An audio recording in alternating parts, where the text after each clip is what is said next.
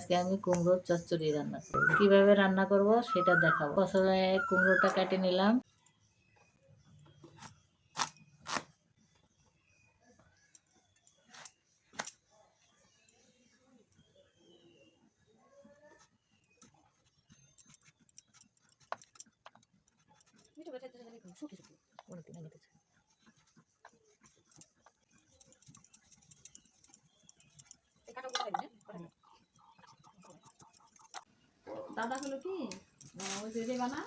কুমড়োটা চচ্চড়ি করব। এখন একটু কড়াইতে তেল দিয়ে দেবো।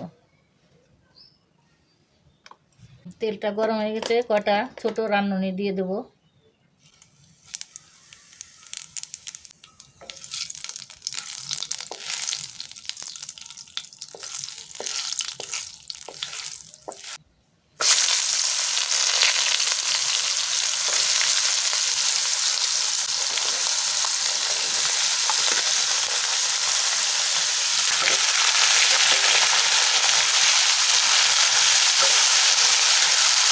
একটু লবণ দিয়ে দেবো,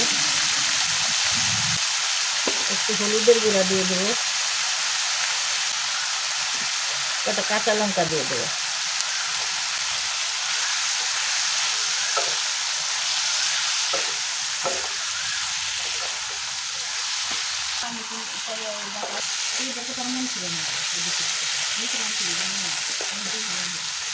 দিয়ে দেবো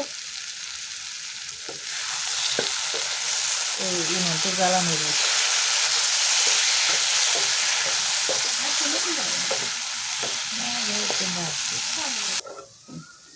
হয়ে গেছে, এখন নামাই রাখবো।